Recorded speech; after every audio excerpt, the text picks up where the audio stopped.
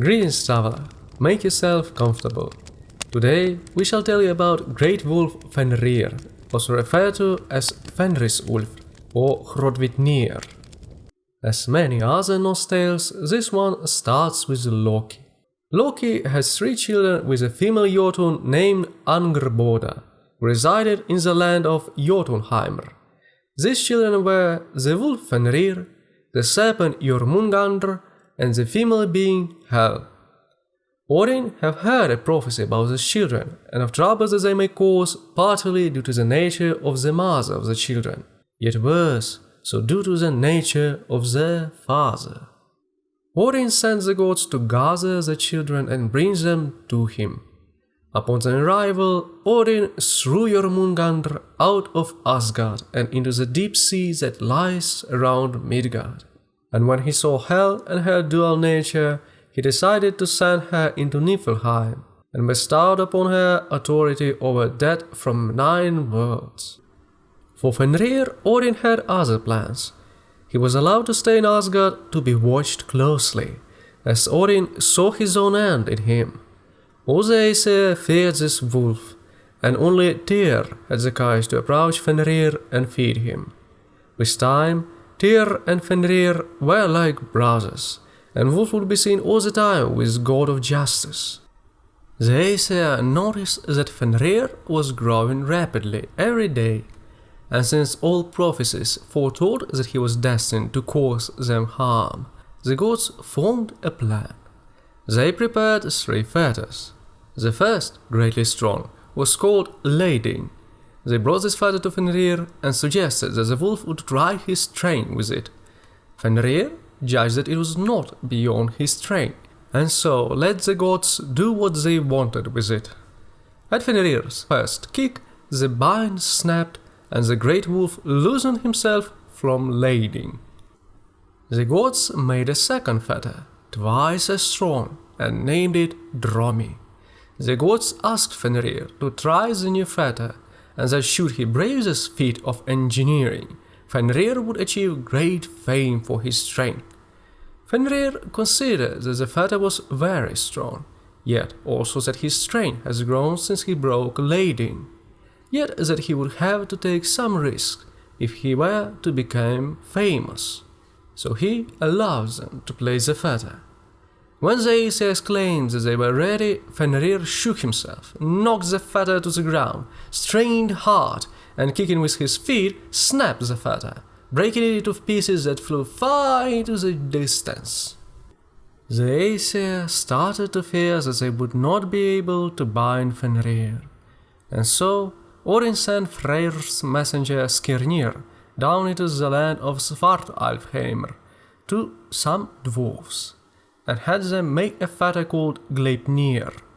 The dwarves constructed Gleipnir from 6 mythical ingredients: the sound of a cat footfall, the beard of a woman, the roots of a mountain, the sinews of a bear, the breast of a fish, and the spittle of a bird. The fetter was smooth and soft as a silken ribbon, yet strong and firm. The messenger brought the ribbon to the Aesir, and they thanked him heartily for completing the task. The Aesir went out on the lake Amsvarnir, sent for Fenrir to accompany them, and continued to the island Lingvi. The gods showed Fenrir the silken fetter Gleipnir, told him to tie it, stated that it was much stronger than it appeared, passed it among themselves, used their hands to pull it, and yet it did not tear. However, they said that Fenrir would be able to tear it, to which Fenrir replied, "It looks to me that I will gain no fame from it, even if I do tear apart such a slender band. But if it is made with art and trickery, then even if it does look thin, this band is not going on my legs."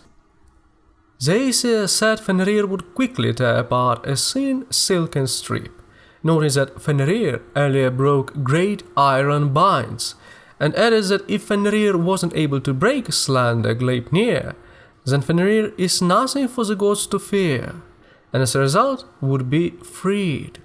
To this, Fenrir responded, If you bind me so that I am unable to release myself, then you will be standing by in such a way then I should have to wait a long time before I got any help from you. I am reluctant to have this band put on me, but rather than you question my courage, let someone put his hand in my mouth as a pledge that this is done in a good faith." With this statement, all the Aesir looked to one another, finding themselves in a dilemma. Everyone refused to place their hand in Fenrir's mouth until Tyr put out his right hand and placed it into the wolf's jaws. While Fenrir kicked, Gleipnir caught tightly, and the more Fenrir struggled, the stronger the band grew. Unable to free himself, Great Wolf asked Aesir to release him, as it was evident that he will not tear this ribbon, and as such they have nothing to fear from him. At this, everyone laughed except Tyr, who knew that Aesir will not keep their word. Furious and desperate, Fenrir gathered all his strength to free himself, but Gleipnir only tightened up and caused great pain to the wolf. Losing himself in the pain and desperation, Fenrir closed his jaws. Tyr did not wish to move his arm, and as a result, he lost it there. When the gods knew that Fenrir was fully bound, they took a cord called Gelgir, hanging from Gleipnir, inserted the cord through a large stone slab called Gjo, and the gods fastened the stone slab deep into the ground. After, the gods took a great rock called Tviti and thrust it even further into the ground as an anchoring peg. Fenrir reacted violently. He opened his jaws very wide and tried to bite the gods. Then the gods thrust a sword into his mouth. Its hilt touched the lower jaw, and its point the upper one. By means of it, the jaws of the wolf were spread apart and the wolf gagged. Fenrir howled horribly. Saliva ran from his mouth, and this saliva formed the river Van. It is said that Fenrir will lie there until Ragnarok. And that will be all for today about Fenrir. There is a peculiar side of this story, as it would be natural to think that Aesir could simply kill Fenrir. But it is said that they respected their holy places so greatly that they did not want to defile them with a wolf's blood, even though the prophecies say that he will be the death of Odin. I hope you like the story. Let me know what you think about this great wolf, his fate, and how Tyr lost his hand.